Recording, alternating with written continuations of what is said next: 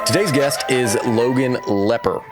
Logan owns Authentic Exposure Studio, which is a boutique studio here in Austin, Texas. He's had some big names come through his studio, so I'm excited to talk to him about all of that.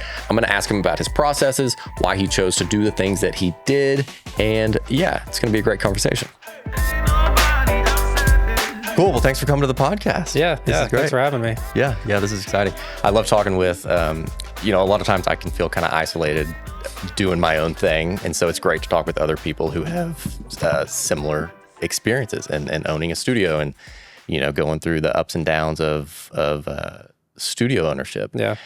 So give me kind of a quick breakdown on, how you got your start and kind of give me the quick pitch on your studio. Yeah, I'll give you I've told this story many of times, so I feel like it's been refined and I have like a Cliff Notes version of it.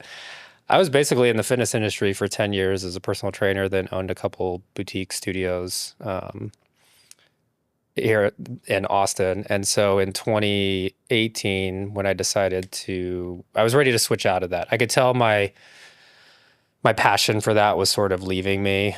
And then I had been with my wife at that point for like 5 years, and I was kind of getting back into photography just with our travels. And she was like, hey, can you create little cool like travel videos? And I was like, yeah, sure, whatever.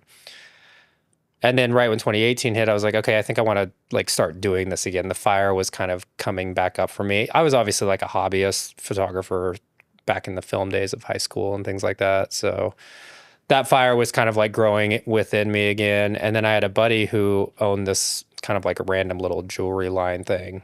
He reached out to me and was like, I need somebody that could create a video for my homepage. Could you do it? I don't have a huge budget. I don't want to go with these companies that are going to charge me $3,000. I was like, yeah, this is perfect. Like, I'll see what I can do for you. So he put a little trust in me and I made a video for him. And it was, if I look back at it now, I cringe and how much I hate it. And it's horrible. Yeah. But that was kind of the thing that allowed me to see a vision for a new career. I was like, okay, because Instagram at that time wasn't pumping a lot of video yet. And I really wanted to be a photographer. That was like my true like first love when it came to the arts. So that just set me off on a vision as far as the video path went. So 2018 is when I just wore a lot of hats and was like still personal training. I was doing like event coordinating for that company that I was with at the same time. Then I started to do content creation because I was running these events for the company. So I was like, well, why don't I just do photography and video for you guys while I'm here, start to build my portfolio, yada, yada. Doing a bunch of photography projects on the sides for friends. And then 2019 hit and I'm like, okay, I need to like jump full force into this. And so I did. Left personal training, retired from that. And then 2020 hit and my wife and I started looking for studio space together, or office space together, just because we knew our son was on the way. And I was like, hey, wouldn't it be cool? We wouldn't have to have a nanny. I could just bring him. Lo and behold, universe drops this like perfect suite into our lap. And then I walk back there and see that it's a big enough space to have a studio. And at that time, I honestly just thought it was going to be a photography studio because that's what I was into at that time. I had backdrops up and everything. And that's what I listed it as on Peerspace at that time. And then it quickly morphed into like a video content studio. Definitely still some photography going on there. But the podcast thing didn't really hit. I would say it was like more like the beginning of 2022 when I started to like feel like, okay, there's some podcasting going on. I need to start making this more available in the studio. How can I like pivot into that a little bit more? And then really it was kind of this year that I said, okay, let's just pretty much call this a content studio and really advertise it as a lot of podcasting. Obviously you could still shoot talking heads here or YouTube videos or whatever, but let's just push hard into this like podcasting lane. And then that's what it's been basically this whole year, just a lot of podcasting. Yeah. Are you still able to do a little bit of your photography? Man, luckily I still do it for friends and family, which is great because it feeds the itch. I don't feel like I have to do photography to make money, which feels nice. Like I can, in some ways, gift it to friends at times if that's what I want to do. Yeah. I especially love it because it usually ends up being like engagement photos or newborn photos or family photos, which I really love doing now that I have a family, Whereas before I had kids, like that's probably the last thing I wanted to do for photography. Yeah. Bring a bunch of kids into your studio. Yeah. So now I just like really love doing that. So I get enough. I wish I could do more of it, but it also leaves me more creative space to photograph my kids and not feel like I'm just doing the same thing as I am at work. So that's nice. Yeah. That's great. So your wife still shares the studio with you? Yeah, she has the front half of the suite. Okay. Yeah. What is that like? Kind of it's great. With your spouse all the time. It's great. Yeah. I love it because we do have a hall door like in between her half and my half. She also has a couple colleagues that sublease some offices from her, and I'm like great friends with them too. So it's literally like our second home there, and everybody who comes through feels like that. So I kind of have what I like to call just like my ultimate man cave back in the studio. And then whoever is up there with my wife, sometimes they'll come pass through and say, hey, and I'll chat with them for a little bit and whatever. And she always has breaks in between her clients. So she'll come back and hang out and we get to chit chat. It's a great way for us to connect because as you know, having kids, sometimes those connections with your partner separate of your kids don't happen very often. And we're lucky that we get to have them at work, but at the same time, we get that separation at work where we're not always on top of each other. So it's the best of both worlds, basically. Yeah. That's great. Yeah. Sounds like you'll have a solid balance. Yeah. And so you mentioned that, your studio, you've designed it to feel like a home, right? First of all, because you're there all the time. So it's essentially an extension of your home. But also when you get clients to come in, you want them to feel at home, right? You want them to feel comfortable so they can be open about talking about whatever it is they need to talk about on their podcast. So the set design, I think, is extremely important, right? And I think that's one thing when I moved into this space that I was very naive about, like I didn't know much about it. And then kind of forcing myself to do all these sets, I had to learn about interior design and like I had to go buy furniture and like play with all this stuff, which is definitely one of my weaknesses. Was that one of your weaknesses going in, or did you find it fairly easy to just pop a? No, it was definitely one of my weaknesses. Like, I feel like I'm pretty good at designing a home or having a vibe, or like even when my wife met me and I was a single bachelor, she was like, "Oh, your house is pretty impressive for a bachelor, like the way it's designed." Like most dudes' homes, maybe, I don't know nowadays, but back anyway when mine definitely was nothing on the walls, just a couch, and an Xbox. Yeah. So very much like a dorm room almost, or a college apartment or something. But anyway, so I always felt like it was a little bit there, but no, designing a studio was very different because I wanted it to feel like a home, but it needed to be a studio, but I didn't want it to feel like it was just like a set thrown up. So there was this delicate balance of in between the two, but then also I was learning about lighting and figuring out what was best. Where should I mount everything? And, I was pretty much a novice going into it. So as, we talked about before we hopped on here, like I was just watching a lot of YouTube videos and figuring it out. But then the weird part was all the videos I was watching was a bunch of YouTube guys and a bunch of males and their YouTube video setups that felt very, as my wife likes to call it, very gamey setup. So the early iterations of my studio were a little bit more on that side. And then as I started to evolve and grow and change and understand the studio, understand clients that were coming through there, I took a lot of requests from people or recommendations or reference points from them on what they would like. I started to see the demographic that was coming through. As I said, now I work with a lot of female podcasters. I'm like, oh, I need to make this feel a little more feminine in here, but then not take away from the masculine. So how can I kind of blend those two? So, I went through a year, luckily it was the COVID year. I went through a year of growing pains that first year and constantly changing and switching things out, buying equipment that didn't work or I didn't like the setup, different backdrops, how to keep it sort of minimalist, but still a nice set design. I didn't want it to be too, what's the word I'm looking for? I didn't want it to be too busy, but as you know, you kind of need some stuff in the background. Otherwise, then it's just too boring. So it was just fine. It was a year of finding that balance. Yeah, that's great. And you mentioned you're on Peerspace. Yeah. Are you, what is kind of the business income as far as percentages from Peerspace and percentages from your own website? I would say it's probably about I got about 30% Peerspace and now 70% website referral, repeat all that stuff. Yeah. Yeah. And I think at least with us, a lot of people will come through Peerspace. And then the next time they book, we always encourage them to book directly with us. Of course. Yeah. For multiple reasons, because Peerspace, of course, they won't take their cut. We'll be able to keep that extra 15% or whatever it is that Peerspace takes. And also it's a more personable experience, right? If they're emailing us directly, and if we don't have to go through Peerspace, it's ultimately a better experience for the client. I'm super I want to just make this clear. I'm super grateful for Peerspace. I wouldn't have been put on the map without them, and I'm fully happy to pay whatever percentage they take now. And I love that customer relation after the fact of being able to build that relationship with them, and a new customer that comes through and they're like, okay, let's start doing this with you now.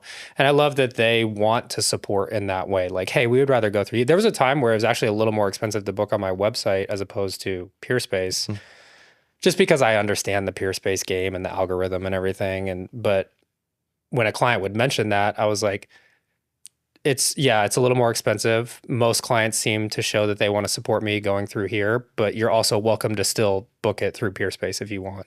And 9 times out of 10, they'll book it through me, which was cool. Yeah.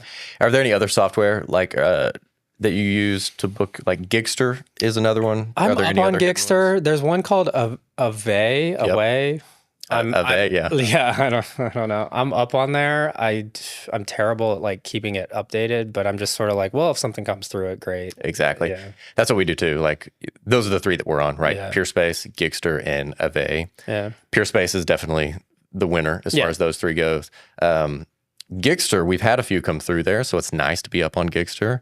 And then Away, we haven't had any inquiries, but we're there just in case. Somebody wants to do it. You know what I mean? Yeah. Is there any other software that you use to like run your business? Because like logistics are super important, right? Like you can't just run a photography business or a podcast business without having logistics in order to process invoices, to process contracts, to do your scheduling, to do your email, to do your marketing, whatever, all the things.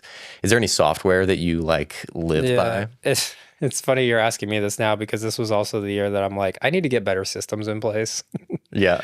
I'm an artist at heart and a creative. So doing that type of stuff and getting systems, because it's, how it is. It's like the heavy lifting in the early stages of it. But then once the systems are in place, everything's good to go. Yeah. And then also just trial and error, figuring out what programs you integrate with the best, which user interfaces you like. Like maybe you like Panasonic instead of Sony or something, you just got to figure that stuff out. But as far as software, I mean, obviously the typical things. I have Square for processing. I actually just signed up for QuickBooks because I just needed that for tax purposes too, to get those integrated. I also just hired a virtual assistant, which is making my life already a million times better. Yeah. So that's good. But no, there's not anything particular I use other than Square and now QuickBooks. Obviously Acuity for scheduling, because that's they are owned by Square. Okay. So we use that. I don't know what do you use on your website to schedule? So again, this is not my job intentionally. I've given this to my studio manager because, like you said, I think as creatives, that's all we want to think about, and that's all we need to think about. If we think about the logistics, we are kind of slowing ourselves down. So I put that all on Taylor's plate. But yeah, so we use 17 Hats is a CRM that we use.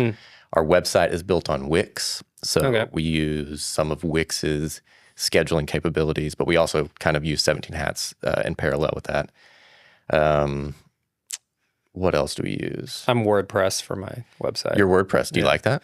I do. I actually had an SEO company for the last 6 months just clean everything up for me. And they were like, you need to really get back to WordPress. And I'm like, that's fine. Switch me back over. Because I was WordPress in the early stages where it was literally just like I needed a website up. So I had a friend who took care of it.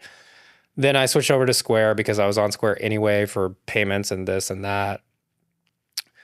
And when I went to the SEO company, they're like, just go back to WordPress because SEO wise, it's going to help a ton. And it did. They boosted me up and got me where I needed to be. So that was nice. And now there's like third party ways to edit the WordPress website. So you have it's like plug and play much easier now with WordPress as opposed to the old days where it's like you basically know how to code and try to get done. So and I think that's why I got burned out on WordPress because I built a couple websites back in the day before Wix, before Squarespace, before any of these other fancy website builders were on the market.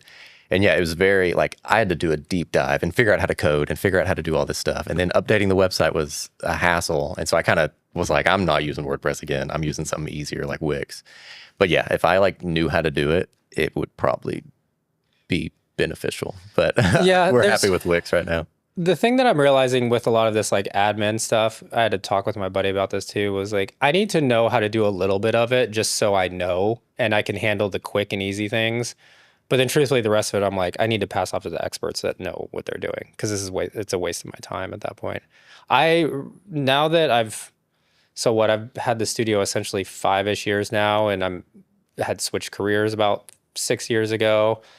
It wasn't until this year I started to really see the vision for kind of like what my next thing is. And now that I'm so focused on that next thing, I think it's becoming much easier to delegate all of these other things because I'm like, I literally don't want to do any of this anymore. And it's going to bog me down and weigh me down from going to this next iteration of what I want to become. So, yeah.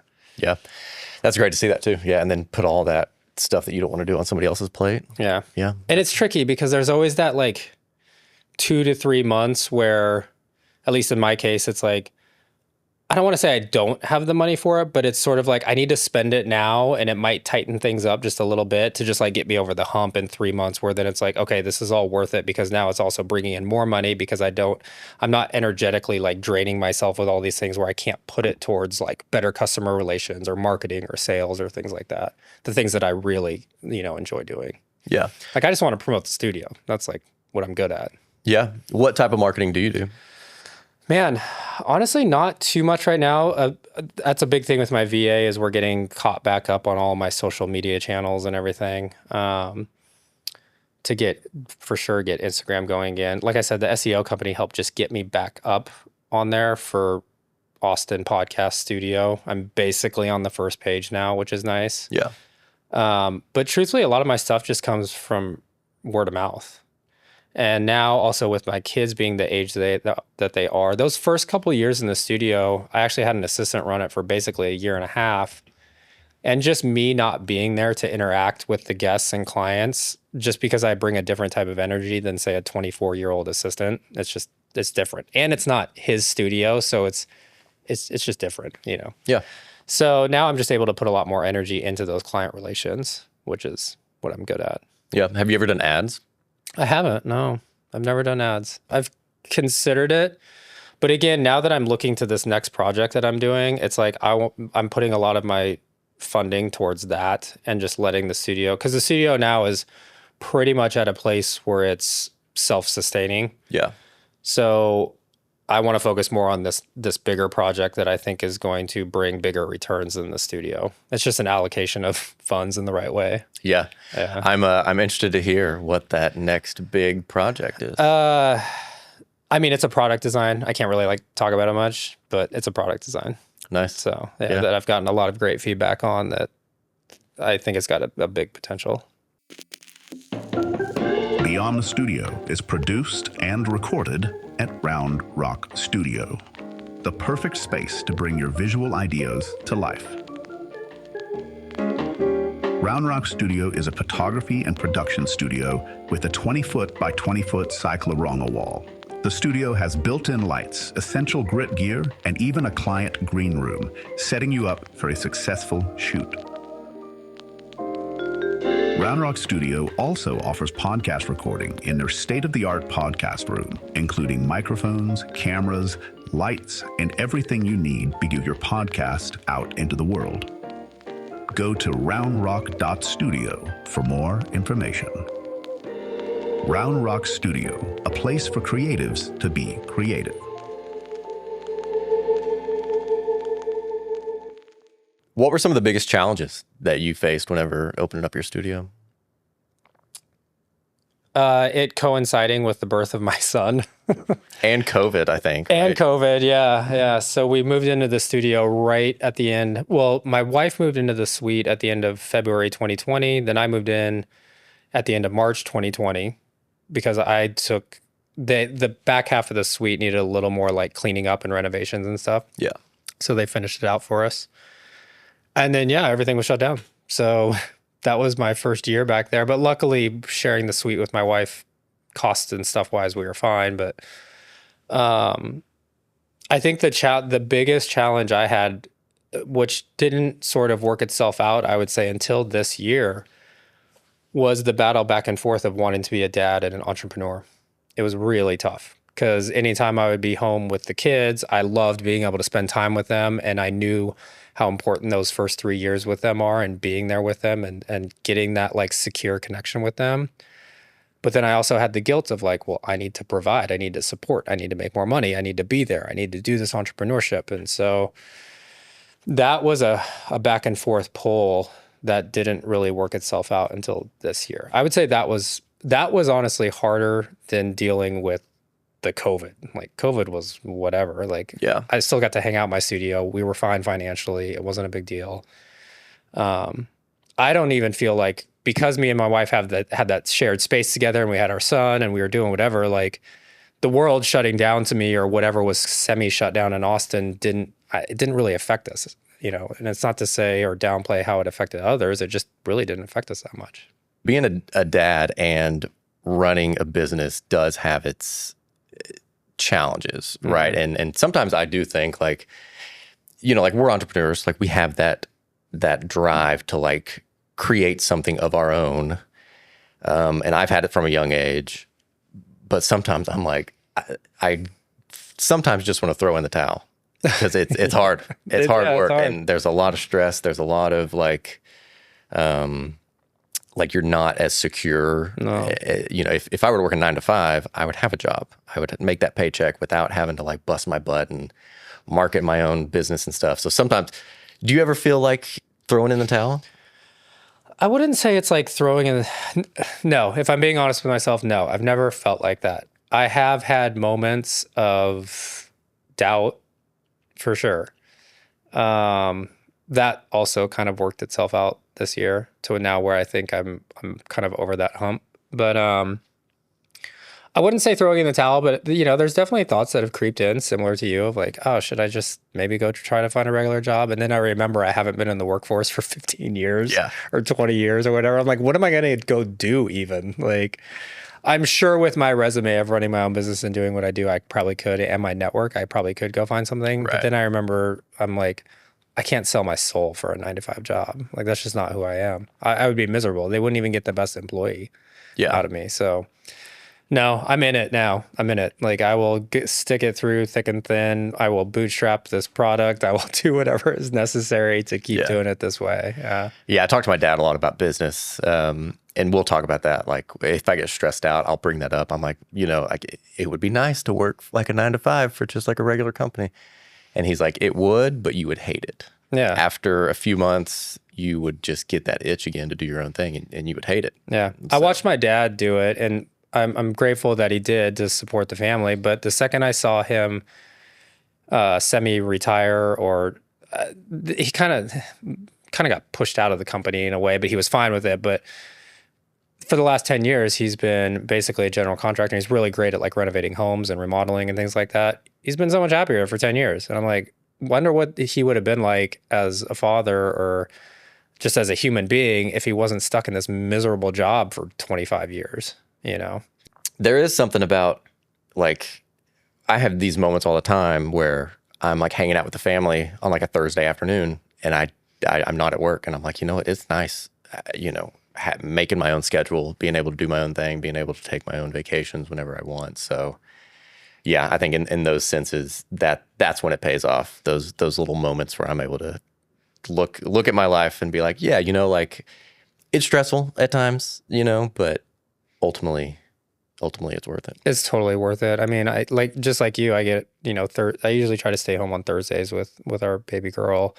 So I get those days with her. Whenever things come up with me and my wife, if there's curveballs thrown with schedules, or we don't have a nanny this day, or school, we can't take him to school because so-and-so's sick or whatever, I'm incredibly grateful that like I have a flexible enough schedule. I can almost 99.9% of the time work it out to where I'm like, I can stay home, I can do this, I'll figure it out. I don't know about you, but I love how I have my studio set up that people can just enter. I can unlock remotely. I have cameras. I trust everybody that comes through there. Everybody's super respectful. So I usually try to be there always for first time renters, but sometimes it's happened where we got thrown a curveball and I can't be there. And I'm like, doors unlocked, call me when you get there. We can FaceTime, but everything's pretty easy. Go do your thing. Now that's only if they're only renting the space and not any equipment or getting production or anything. If they're bringing in their own team or if it's just photography or something. But yeah, I wouldn't change it for the world, the flexibility that I have. Like we're going to France in a couple of weeks. I'm like, I just get to go for 2 weeks. I don't have to ask for time off. Yeah. I can shut down the studio. I can leave it open a couple of days if my assistant wants to come in. I'm grateful for that. That's great. Yeah, and I think I saw on Instagram that do you help other people build studios as well? I do. I just got into consulting pretty much. It kind of started last year, and this year it's like really taken off. I would say it's one of my favorite things to do now. If I could just do that, and assuming this product goes the direction that I want it to go, those are kind of the next two things. I'm sort of, I don't want to say grooming, but working an assistant into potentially taking over the day-to-day studio management of becoming a studio manager like what you have here. Yeah. To where I just don't have to be there as much. Is that consulting, is that something that just kind of, was it just like a client one day contacted you about it, or is it something that you kind of pushed? No, it actually started with somebody contacted me on Peerspace and was like, hey, I know this is a weird question, but I'm thinking about doing a podcast studio at home. Would you help me like set it up or show me what you do? Do you do that? And I was like, yeah, sure. Of course. Yeah. Like, awesome. And then it was a guest of a podcast that I was doing production for at the time. They really liked how the studio looked, and they were in from Miami, and they're like, hey, we need help with our office/studio in Miami, setting it up for podcasting. Do you want to fly out and do it? And I was like, yes, absolutely. And then it was after that one that I was like, oh, I need to like do this. Like it filled my cup. Like I remember, literally flying out to Miami one morning, staying one night and flying back. I was like, I'm energized. I'm not even like tired from this trip. This is great. So I started pushing it a little bit more, but then again, luckily I've had some pretty high profile people come through that, I don't know about you, if you've noticed, you kind of get, there's either people who are just sort of starting their podcast or trying to figure it out that come into the studio that want to record, but then realize how expensive it is to record in the studio all the time. They maybe want to build out their own studio, but they don't have the money for that. Or you have the high profile people who are like, well, I'm just going to build out my own studio. Like, why do I want to keep coming in here and paying for it? Yep. And I've had enough of them come through that, and now enough of them have seen me do it that I'm getting reached out to a little bit more, which I love it. It's absolutely one of my favorite things to do. Yeah, that's great. Yeah, I've done it once. I had it's random. They were a contact, but they just kind of cold called the studio. But it ended up that I knew them personally, and yeah, it was a good time. It was so we built out a little podcast studio and talking head studio. Right, They needed to do podcasts, but also talking head straight into camera. And it was good. I kind of wish, actually looking back, I would have done things a little bit differently, I think, but overall it worked out great. So like if I were to get contacted again, at least now I kind of know what to expect, right? Because at the time I was like you, they were like, do you do this? And I was like, yeah, I do. Of course I do. Of course. And then I figured it out on the fly. But yeah, if another client came through to do it, at least I would, know what to do a little bit more. Yeah. I had this, maybe one thing I do want to promote. I have this buddy of mine that we have started a podcast called the Logan and Fires Show. And he's an entrepreneur too. And he's married, doesn't have kids. I have kids, but we talk about all things. We just get together every Wednesday and chat. But anyway, we were talking about saying yes to things that you haven't done yet or that you don't know that you want to do yet, and finding out if you want to do them, collecting data, but also saying yes to something and then really just like rising to the occasion. Like everybody wants to get on the buzzword of imposter syndrome, but really it's just inexperience. That's all it is. And you have to say yes to those things. And then the great thing is I'm realizing more and more is that person that you said yes to this thing, they don't know what level of experience you have in it. And that's the only reason you have imposter syndrome, is because maybe they think that you need to show up a particular way, but you just show up as your best self. And usually, almost always, you'll rise to the occasion and do it the way you want to do it. But then, of course, now you have the experience and you're like, oh, I'm going to find a different way to do it next time, a much better way to do it next time. I've seen that happen. I think I've done 5 5 studio consultations now, and I'm feeling just much more confident now with each one. Yeah. Do you have a specific like gear loadout for each one that you recommend? Yeah, it seems like the last 2 have been very similar because it does seem like it's a much more sort of office/studio setup. And in which case, say with me, I'm usually recommending Sony cameras, so there's a consistent list on that. I have a pretty high profile clientele that they can afford aperture, so I usually go that direction for their lighting, but I also give them cheaper options too, which actually sometimes usually ends up being Godox. Yeah. So I'm starting to put together now sort of my master lists of what I send over, but still it ends up being very modified and catered to that specific client. Right, for sure. Yeah. Do you usually go with a Sony FX30? If I do. I've recommended that to most of them because they don't need an FX3. I'm like, if you want to go this route and pay, what, $2,000 more or $2,500 more, go for it. Yeah. But actually, I do think I have one client that went that direction recently. Yeah. Yeah, I don't see a scenario where I would recommend that over the FX30 unless they just need the full frame. Like unless, you got to go super ridiculously wide or something like that. But I think the FX30 would do just fine. Yeah. And usually almost everybody's happy with that price point. Like they're like, oh, this isn't too bad. Like, yeah. Because also most people know, like if you drop below 1,000, like sure, you could probably get a camera that gets it done, but you kind of need it to be at least in that 1,500 range. Yeah. So most of your clients, they come in, you record the podcast.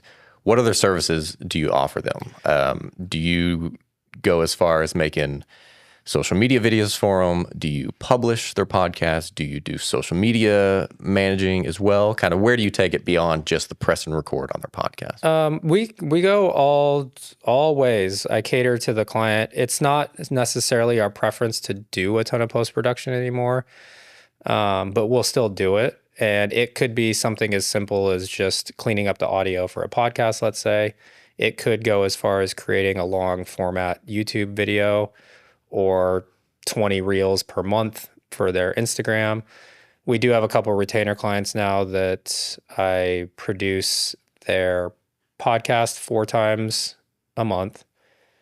We create the long form video for their YouTube channel for each podcast episode, and then we do 20 reels for them.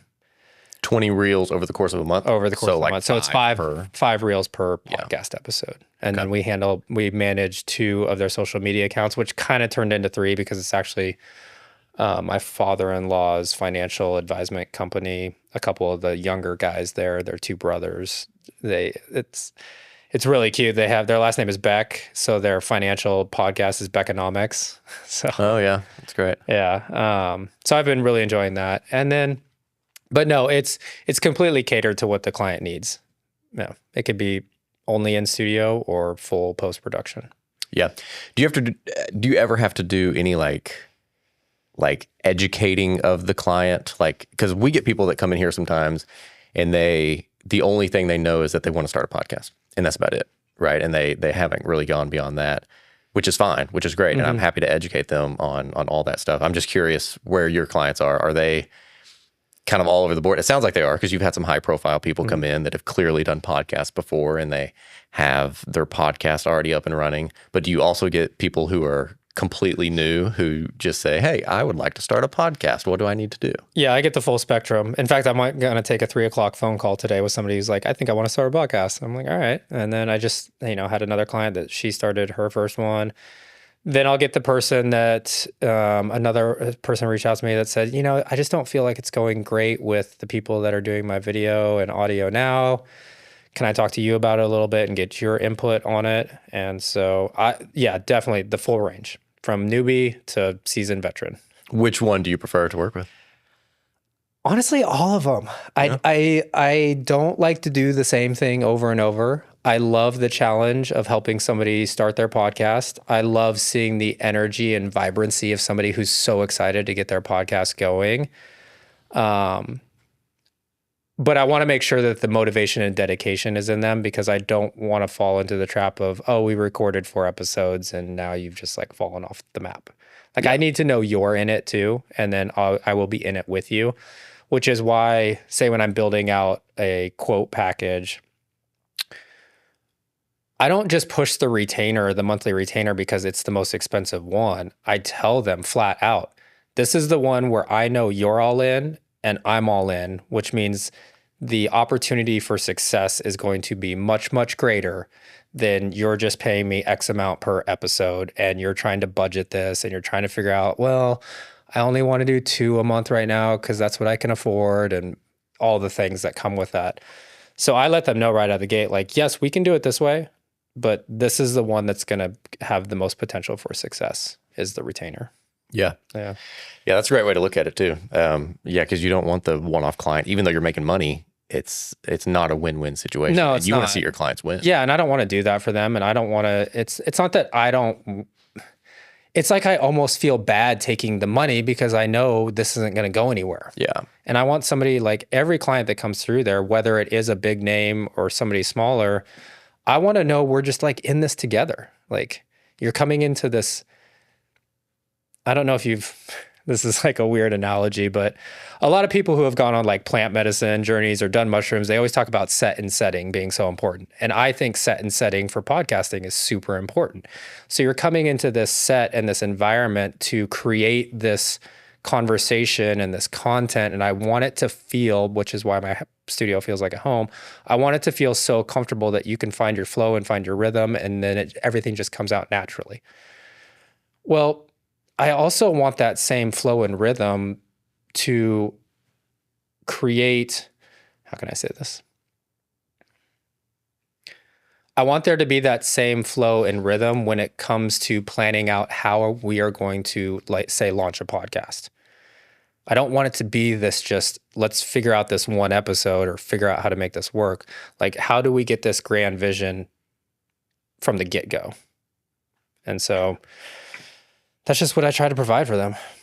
Yeah. Yeah.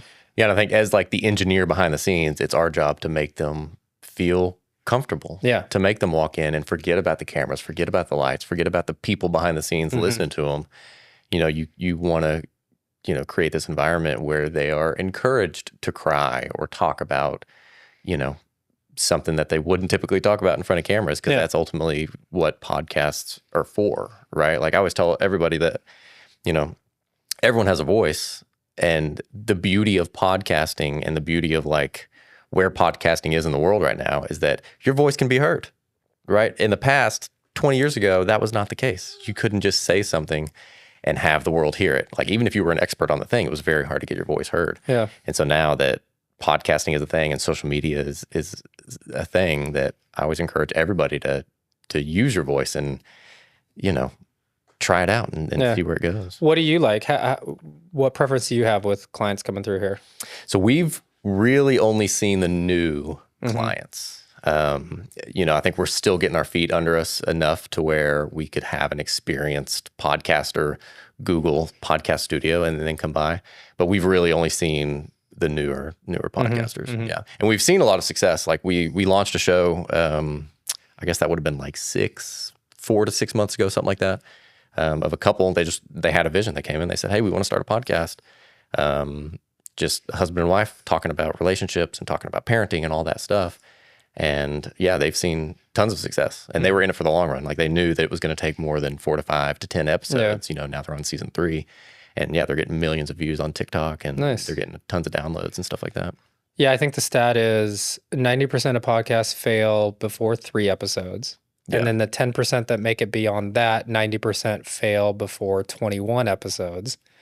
So if you can make it to 22 episodes, you're doing pretty good. You're like top 1%. You're like top 1%. So I always tell people, I'm like, look, you need to be releasing one every week. That's the goal. That's the ultimate goal. Now, maybe somebody just has seasons where they do a season. I get that. And then get through a year. And if anything happens before that, great. Like you're ahead of the curve then. But if you really want to do this, you got to get through a year, just like kind of YouTube. You got to get through a year and just grind it out. Yeah. So. Yeah. I mean, there was some YouTuber I saw, and he said, yeah, the only cheat code is consistency. Just release content, even if it's not perfect. And I fall into that trap all the time as a creator is I want my work to be perfect. And so sometimes I end up not even releasing it or not even creating it because the idea is not perfect in my mind. And so I fail before I even start.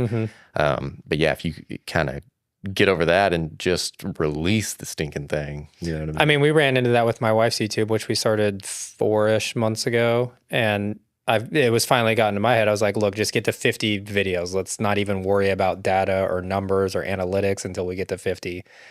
And she kind of had to get over her perfectionism that seeped into social media then because she wanted to make it perfect, even though she isn't necessarily like a videographer or creator in my sense, you know? But we finally both got over that hump together. So now we're just pumping out content, and she like had her first like viral reel finally. And I'm like, that's all it was. What'd you do for 3 months? You did it every single day. Yeah. You know? Yeah, we don't see the hard work before. Like a lot of times we'll see an actor make it big in a movie and we're like, oh man, that guy came out of nowhere. But we don't see the 15 years before where he was going to casting calls. He was doing auditions and failing and, you know, doing all these movies for unpaid and all that stuff. So we don't see the grind. We just see the success. I think sometimes it just comes with experience too, or maturity, where I just don't care about the embarrassment of any content anymore. I'm like, I don't care. I'll put it out there. Who cares? Yeah. What piece of advice would you give somebody if they were wanting to launch their photo studio or content studio? Is there any kind of like big piece of advice you'd want to give them? I mean, be ready to put some money into it. So and time. Yeah, money and time. Don't expect it to just happen overnight. You know, we're literally just talking about this, where you're just going to have people flooding into the studio, you know, just because just because you think it looks good or feels good doesn't mean everybody else is going to think that too. So you got to really understand other people's perspective of how it's going to feel when they walk in. I think that's what's so important. Is I think if you're able to kind of get out of your own way and not think about just always what you like or what I want it to feel like, and understand, like, I need to make sure, going back to set and setting, I need to make sure when somebody walks in here, they just feel comfortable. So maybe that means what I think is a good set design, maybe I need to tweak that a little bit because somebody else might not feel comfortable with that. Who knows? Maybe the chair I sit in and feel comfortable in isn't comfortable for another person. Yeah. And that one little thing could throw somebody's podcast off because they're sitting there like having to adjust all the time, switch, and they don't like the armrest or they don't like the cushion or whatever. So attention to detail is huge in a studio. Yeah. Yeah, now that you mentioned it, this is the longest I've sat in this chair, and I don't love it. How's it feel? You don't love it anymore? No. It's a good like lobby chair where you're going to be sitting there for like 15 minutes, but sitting here for a long time. Oh, I've gone through about, I don't know, 5 sets of chairs at the studio. Yeah. Yeah. That's great. I finally found one really good set. I have this leather set that I love, but it just sits a little low for people that it's not the most flattering camera angle. Yeah. So I'm like, I got to switch those out. Yeah. But going back to what you said, like, you know, consistency, first of all, when you're launching a podcast, consistency is key. But also if you take that same mindset, when launching a creative business or a podcast studio, consistency is also key. You know, a lot of times whenever I've launched an idea or launched a business, I don't put 100% effort into it. I put about 80% effort and see where it goes. And if it doesn't immediately catch fire, I kind of lose momentum, you know, and eventually I'll kind of stop that idea. But really, if you just stay with it, one thing this studio is teaching me is that, if I just stay with it, even if it loses a little bit of fire, if I'm the one to pour more fuel onto it and to keep giving it 100%, you know, it'll keep growing and it'll keep fulfilling me and my kind of creative endeavors. And it'll grow as a business. You know, we obviously hear it a lot, is like being authentic to yourself. And I think that authenticity bleeds over into, are you being authentic in your amount of work ethic that's going into it? And I can admit too, like, I definitely didn't put as much as my potential could have lended itself to in the early stages of the studio, partly because I had my son and I was like, I'm focusing on this. Yeah. Similar to you in a way that I was like, I don't know if this is going to work out. I don't know if I want to put all my energy into this. Should I try and go back to something else maybe? Or, you know, all those little thoughts want to creep in. But it was this year that I was like, okay, the kids are at an age now where I can put a lot more energy back into the studio. I also had a moment, I would say near the end of 2023, where I was deciding my rates. And there was I have higher rates. at my studio because I think I provide something that not every studio provides. And I was a little slow. The studio was a little slow. And I had to make that decision. I was like, do I want to keep my rates as they are or be a little bit more competitive and drop them and just kind of open the floodgates and see what happens? And I stuck to my guns because I was like, that's not authentic to me. That's not what I want to do. I don't want to just be another dime a dozen cheap studio that anybody can afford and come in. I want to cater to that higher clientele that's willing to pay a higher amount. And my point of saying this isn't about the money. It's just about that's what was authentic to me. I couldn't do it. And lo and behold, come 2024, now trajectory is back up. We're good. I'm getting that clientele in there. And I had to stick to it, but I had to have that faith for that like 6 months. It was, I mean, as you know, wanting to support a family, that's a tricky 6 months to hold on to that faith. Yeah. And, but authenticity and dedication will always win out, and consistency. Yeah. Yeah. Well, cool. So Authentic Exposure Studio. Yeah. How can people find you on the interwebs? Website's the aestudio.co. That's .co, not .com. Sometimes people get it mixed up. Instagram is Authentic Exposure Studio. Facebook, Authentic Exposure Studio. I'm finally getting those things updated with the virtual assistant. But yeah, website's probably the best way. Peerspace, Nice. You can find it on there. Well, cool. Well, thanks for coming. Anything else you want to add while we're here? No, this was great. Thanks for having me, man. I don't get to talk shop about studios very often, so this was a lot of fun. Yeah. Yeah. Well, good stuff. Yeah. We'll have to have you back. Maybe we can regroup and, a year. I'll have or you down so. to my studio. We'll record an episode down there or something. Yeah. Yeah, for sure. And I do have this idea of doing kind of like a parallel piece of content where we do this podcast, but we also do like a YouTube video where I tour studios and I can that'd be show off great. your stuff. So I think that'd be great to have an excuse to go down there. Yeah, it'd be a lot of fun. Thanks for having me, Nice. man. Well, cool. Thanks, man. Yeah. Appreciate it.